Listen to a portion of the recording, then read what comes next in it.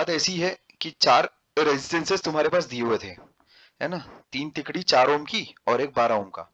तो मेरे को अब एक बार बताओ, अगर ये 4 ओम और 4 ओम अगर तुम्हारे पास 2 आर्म्स में रहेंगे तो रेशियो बना 1। यहाँ पर भी तो रेशियो 1 बनना चाहिए था।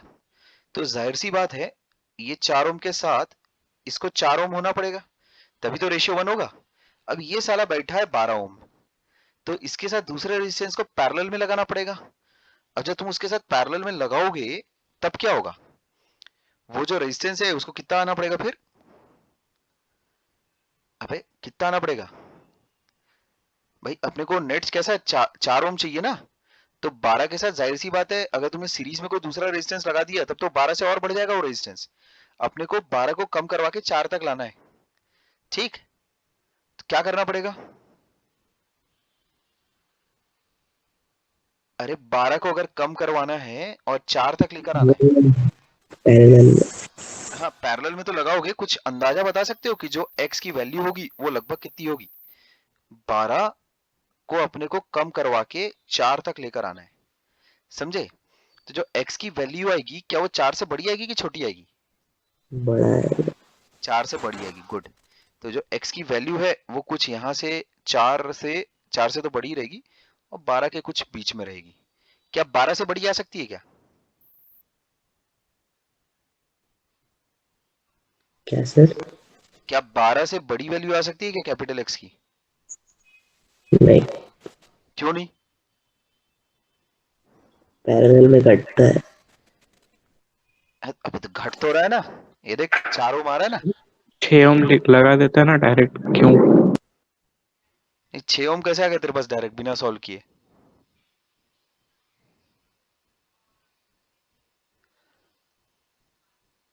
मैं ये बोल रहा हूं, अगर तुम्हारे पास आंसर नहीं है तो क्या तुम प्रिडिक्ट कर सकते हो कम से कम इतना कि भाई x कहां से कहां तक की लाई करेगा? मेरा ये बोलना है, x तुम्हारा 4 से बड़ा होगा, ये बात तो पक्की है। ठीक है। पैरेलल में क्या होता है? पैरेलल में इक्विवेलेंट रेजिस्टेंस सबसे छोटे रेजिस्टेंस से और छोटा होता है। इतनी इंफॉर्मेशन तो है मेरे पास। तो अगर ये 4 ओम मेरे पास इक्विवेलेंट रेजिस्टेंस आया है 12 और x का, तो मैं इतना बोल सकता हूँ ना, 12 और x का इक्विवेलेंट रेजिस्टेंस पैरेलल में अगर मेरे पास 4 ओम आया है, मतलब मैं क्या बोल सकता हूँ? जो 12 और x में जो छोटा नंबर है उससे भी छोटा नंबर 4 ओम में है। समझ गए क्या? तो अगर लेकिन x अगर मान लेते हैं 12 से बड़ा आ गया तो भी तो ये बात ट्रू है। हम्म। क्या बोल रहा हूँ, समझ में आ रही बात? हाँ सर। ठीक है। तो उसमें तुम ये नहीं बोल सकते, तुम इतना बोल सकते हो कम से कम कि 4 से तो बड़ा होगा, ये बात पक्की है। पर उसके अपर लिमिट क्या होगी ये तुम्हें भी नहीं पता। उसमें वो ऊपर कहां तक जाएगा ये अपने को भी नहीं पता। वैसे तो सॉल्व करने से तुरंत 2 सेकंड में आ जाएगी ये चीज, है ना? 4 आना क्यों जरूरी है? बिकॉज अपने को पता है, 1:1 के रेशियो के लिए। हाँ मतलब उसमें पहले लिखना पड़ेगा तुमको, since the bridge is balanced, उसमें लिखा हुआ है, उसकी लैंग्वेज पढ़ो जरा। कि कौन सा ऐसा रेजिस्टेंस, कैपिटल एक्स उसने नहीं बोला, कौन सा ऐसा रेजिस्टेंस हम अक्रॉस 12 ओम रेजिस्टर लगाएं सो दैट ब्रिज बैलेंस्ड हो जाए।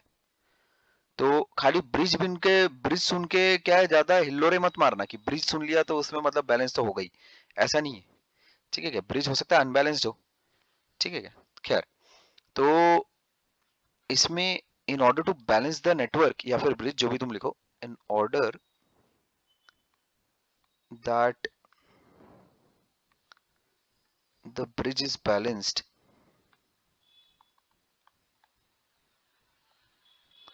तुम क्या बोलोगे? R1 by R2 equals to R3, sorry इसको ऐसा लिख लो, इसका नामकरण कर देते हैं A B C और D। तो R1 by R2 is same as R, अबे ये क्या हो गया, इसको ऐसा नामकरण करो, ये हो गया B, हाँ D ऐसा, अपॉन RBD अपॉन R3 ऐसा।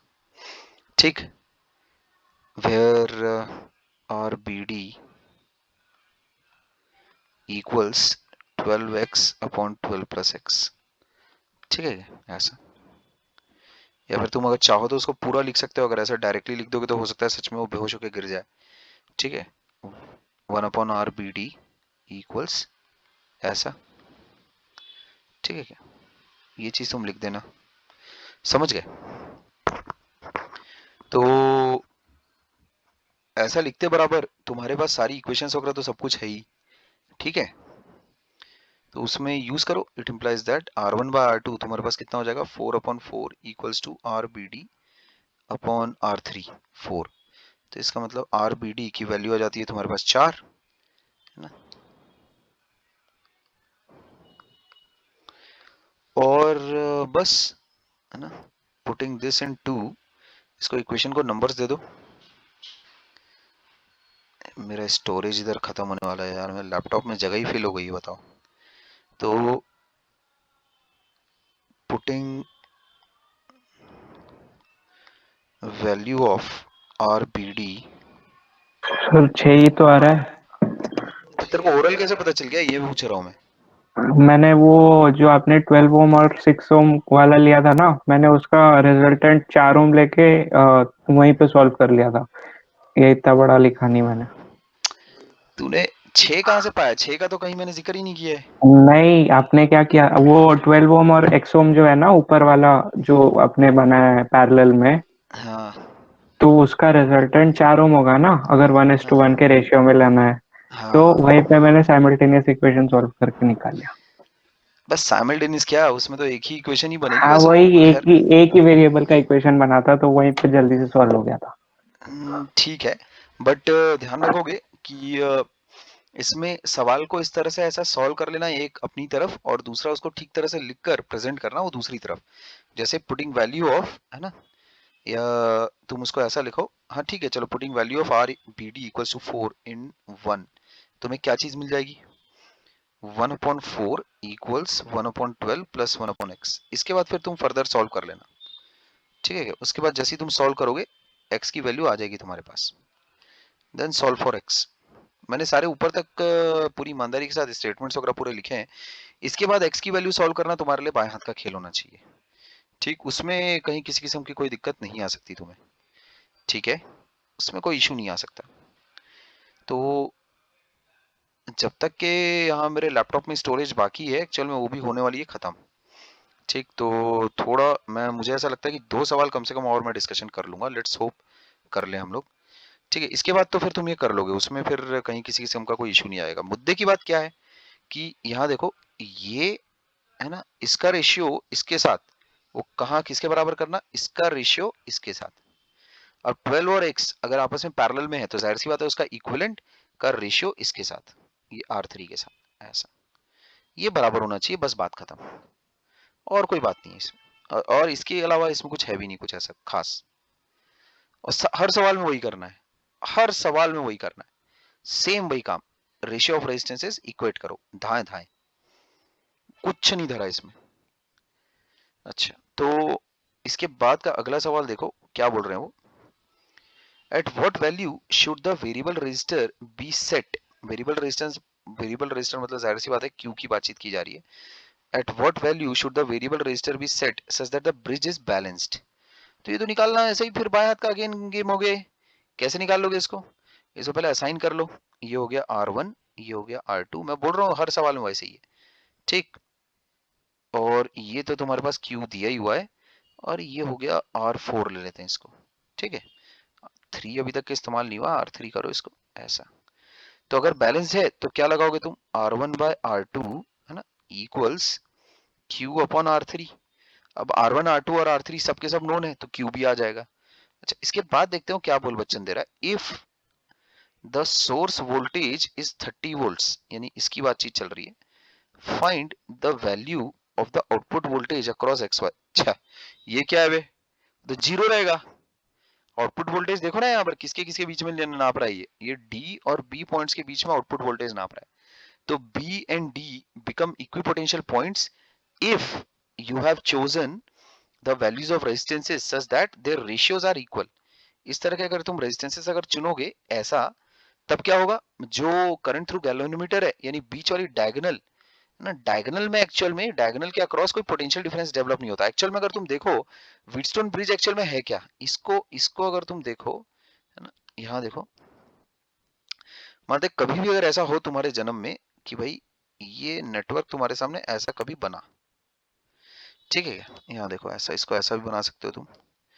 मानते ऐसा कोई नेटवर्क तुम्हारे सामने है ना, ये नेटवर्क है तुम्हारे सामने ऐसा। अब देखो बड़े प्यार से,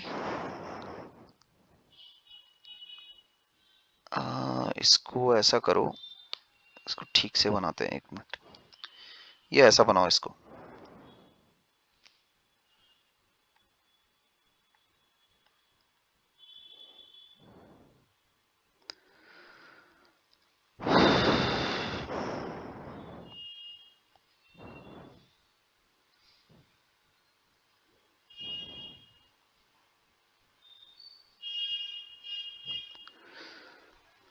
अरे 1 मिनट, मैं इसको चाह रहा हूँ, 1 सेकंड, टेढ़ा ना बनाना पड़े यार।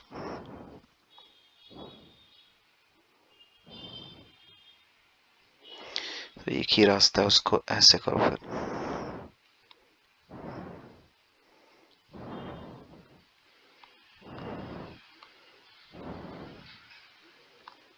ठीक है क्या? ऐसा बनाओ। अब देखो ध्यान से देखो, अगर मान लेते हैं यहाँ इन दोनों पॉइंट्स के अक्रॉस एक अपन ने सेल लगाई, अब देखो ध्यान से, ये चीज भी वही व्हीटस्टोन नेटवर्क की है। अगर ऐसा हुआ कि R1 R2 का जो रेशियो है वो अगर R3 R4 के अगर बराबर हो गया, तो एक्चुअल में ये जो पॉइंट्स हैं ये इक्विपोटेंशियल पॉइंट्स हो जाते हैं, ये पॉइंट और ये पॉइंट, मतलब दोनों के बीच का लेवल का कोई अंतर नहीं रह जाता। तो जब दोनों के बीच का लेवल का कोई अंतर नहीं रह जाता, तब जो बीच वाला रेजिस्टेंस है, यहाँ पर कोई करंट ही जब फ्लो नहीं कर रही, तो इसको हटा सकते हो तुम। ठीक है, ध्यान रखो, ये काफी इंपॉर्टेंट चीज है। सर हाँ बोलो। इसको आप मैथमेटिकली डिराइव कर लिए, लेकिन अगर आपको लॉजिक देना पड़ेगा कि बीच में क्यों नहीं इसको जा रहा तो डिराइव क्या नहीं किया करें? है, इसको डिराइव नहीं किया है, इसका उल्टा रिजल्ट डिराइव किया है। अपन ने क्या डिराइव किया है कि अगर रेजिस्टेंसेस अगर रेशियो में अगर होंगे, है ना, रेशियो ऑफ रेजिस्टेंसेस अगर बराबर होंगी, तब बीच में से करंट नहीं जाएगा, ये डिराइव किया है। अभी अपन क्या बोल रहे हैं, हम लोगों ने ये डिराइव किया ना कि सॉरी, हम लोगों ने ये डिराइव किया कि करंट अगर जीरो है बीच में से, तो रेजिस्टेंसेस का जो रेशियो है वो इक्वल होगा, हम लोगों ने ये डिराइव किया है।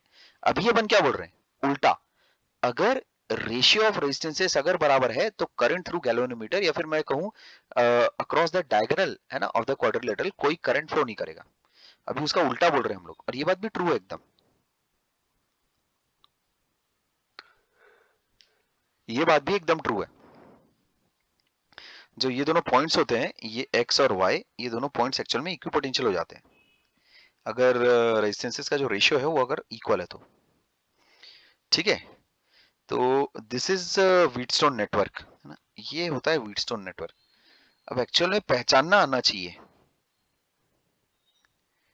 ठीक, पहचानना आना चाहिए, ये बात ध्यान में रखो। ये तीनों के तीनों एक ही पॉइंट्स हैं, क्या मेरी बात समझ में आ रही है? तीनों के तीनों एक ही पॉइंट्स हैं, ठीक है। पॉइंट्स का मतलब क्या है, जब तक लेवल में फर्क ना आए तब तक ये पॉइंट चेंज थोड़ी होता है। जैसे ये पॉइंट की आइडेंटिटी मैंने x लिखी हुई है यहाँ, ये तो ये सारे के सारे x पॉइंट्स ही तो हैं, ठीक, क्या मेरी बात समझ पा रहे हो?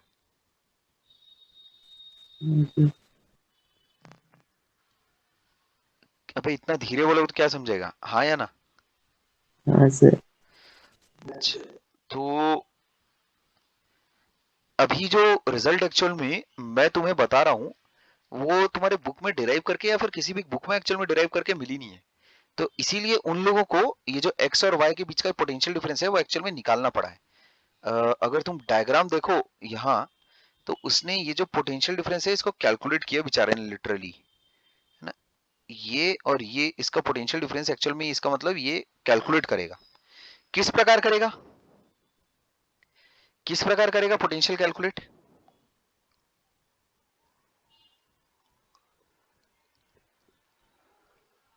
अबे गधो, अगर तुम्हें ये दो पॉइंट्स हैं और उसके बीच का पोटेंशियल डिफरेंस मान लेते हैं कैलकुलेट करना है, Vx माइनस Vy, इन दोनों पॉइंट्स के बीच का पोटेंशियल डिफरेंस कैलकुलेट करना है, तो किस प्रकार करोगे तुम? लूप नेटवर्क बना के। हाँ, अपने पास है क्या क्या चीजें, अपने पास बी और डी के बीच में अपने को पोटेंशियल डिफरेंस कैलकुलेट करना है, ठीक। तो किस प्रकार करेंगे अपन?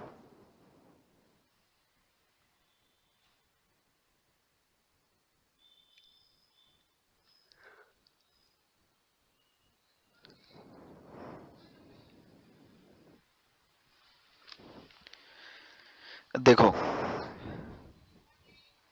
अब मामला ऐसा है कि ब्रिज तो है बैलेंस्ड, तो जो करंट अपना है ना, मतलब करंट्स वाली चीज इक्वेट जरूर कर लेना, वरना अगर चार चार करंट लेकर अगर सॉल्व करोगे तब तो और कुछ नहीं होगा, ठीक। तो हमें इस फैक्ट का इस्तेमाल करना है कि ब्रिज बैलेंस था।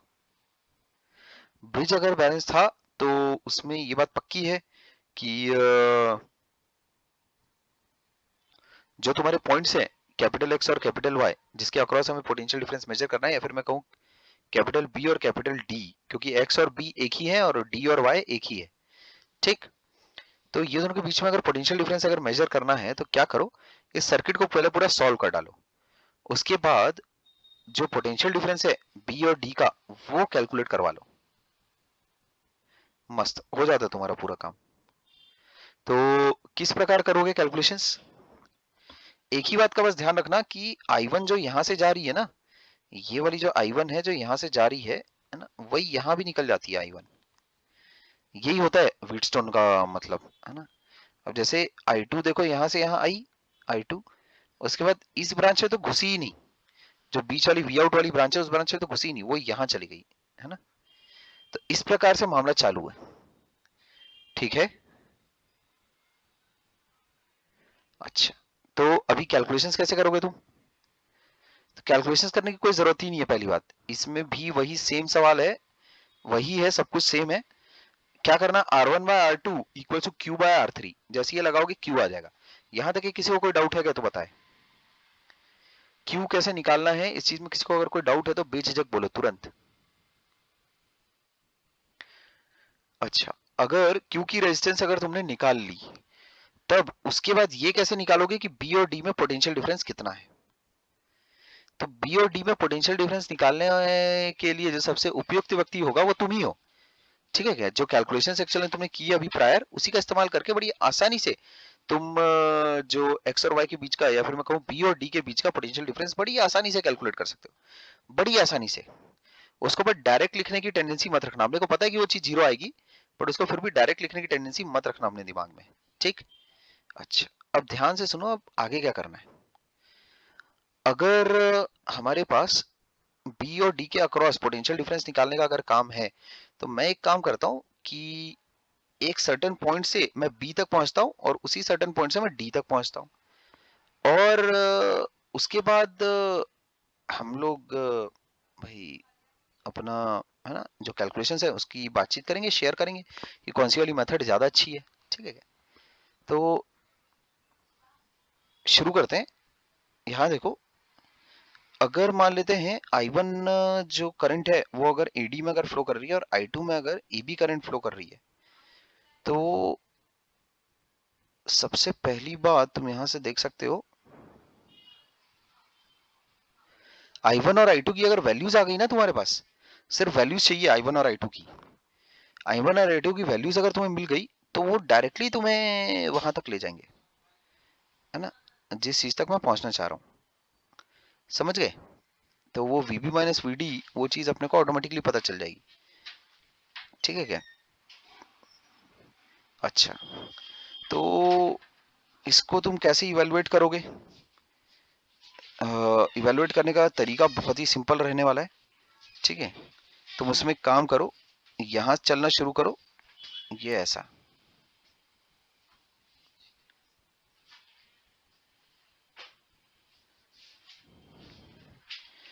बस तुमको क्या करना है, यहां पर बस पोटेंशियल डिफरेंस कैलकुलेट करना और कुछ नहीं। Simply calculate the potential difference, यहां से यहां चलो, है ना, ये ऐसा। इनफैक्ट वो पूरा भी चलने की जरूरत नहीं है, एडी मांगते हैं ना वो लोग, एडी मांगते हैं या फिर एबी मांगते हैं या फिर जो भी जैसा भी, ठीक। जो इंपॉर्टेंट पाथ है उसी का लॉन्ग चलो, है ना। बस फिर उसमें पोटेंशियल डिफरेंस तुम्हारे पास आ जाएगा, ठीक है क्या? और तुम ये पाओगे कि वीबी और वीडी एक्चुअल में इक्विपोटेंशियल पॉइंट्स है। मुझे एक्चुअल में इस चीज़ का वीडियो एक और पुटअप करना पड़ेगा यार। वो क्या है, पिछली वाली लाइव स्ट्रीम के जैसा ही इस चीज़ को बाद में कंटिन्यू करते हैं, ठीक है। अभी इसको मैं रोकता हूँ, है ना। इसी सवाल से मैं वापस फिर से शुरू करूंगा। इसको सॉल्व करने का जो तरीका है वो एक बार और सुन लो। मुझे अच्छे से पता है पहले ही कि वो एक्स और वाई जो है वो इक्विपोटेंशियल पॉइंट्स पर है, पर इसको तुम कैसे साबित करोगे? तुम्हारे पास अभी सिर्फ और सिर्फ किरचॉफ लॉज है बस, और एक भाई, है ना, किरचॉफ लॉज है और बस, बाकी चीजें तो ऑब्वियस है, ठीक है। तो अभी इसको ओवर किया जाए, ठीक है क्या? इसी सवाल से मैं नेक्स्ट तुम्हारी लाइव स्ट्रीम कैसे शुरू करूंगा, या तो फिर रिकॉर्डेड वीडियोस पुट अप करूंगा। हाँ, कोई कुछ पूछ रहा है तो बोले। सर R1 के उधर वो क्रॉस टाइप का क्या लगा है 1.36? वो किलो, उसके बाद किलो का प्रीफिक्स होता है। वो किलो प्रीफिक्स का मतलब होता है 10 की पावर 3, ठीक है क्या? किलो ओम लगा है वो, ठीक है। अच्छा, किसी का अगर कुछ और अगर कोई सवाल है तो पूछो फटाफट।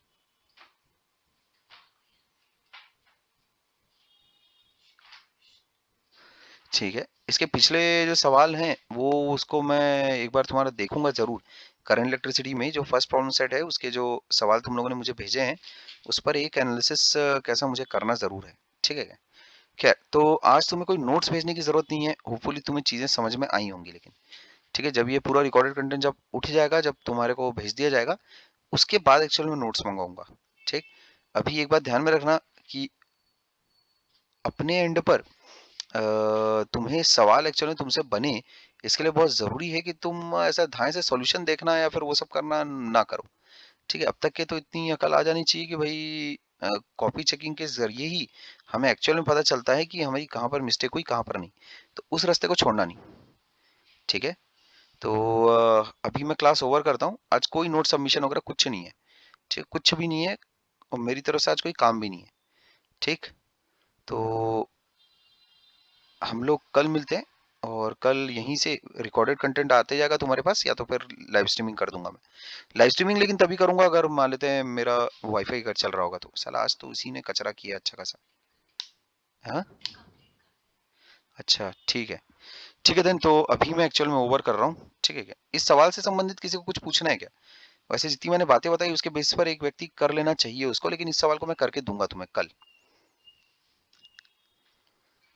ठीक है देन। उसके बाद टेस्ट तुम्हारा कल रहेगा, ये बात ध्यान में रखना, ठीक है। वेक्टर अलजेब्रा का टेस्ट तुम्हारा होगा, ये बात ध्यान में रखना। और वेक्टर अलजेब्रा से शुरू होगा, फिर देन ट्रिगो, और फिर जिस ऑर्डर में तुम्हारे पास चीजें चली थी। पर अभी अभी एक्चुअल में वेक्टर अलजेब्रा तुम्हारे पास होगा, ये बात ध्यान में रखना। उसका टेस्ट तुमसे कंडक्ट करवाया जाएगा, शेड्यूलिंग वगैरह और वो सब वो उर्वशी बता देगी तुमको, ठीक है क्या? बराबर। तो अभी मैं क्लास ओवर कर रहा हूँ, आज कोई टेस्ट नहीं है, ठीक। अभी क्लास ओवर कर रहा हूँ, हम लोग कल मिलते हैं। कल इसी सवाल से आगे अपनी कहानी आगे बढ़ाएंगे, ठीक है क्या? Okay then.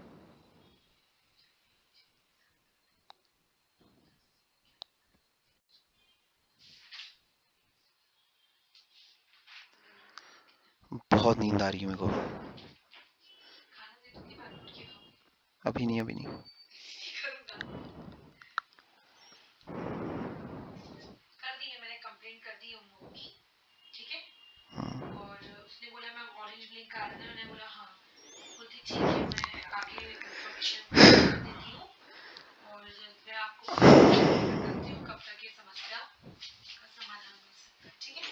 अपन चले अंदर। अंदर के अलावा तो मैं कभी इधर सोऊंगा ही नहीं जन्म में, साला मेरे को सुख मिल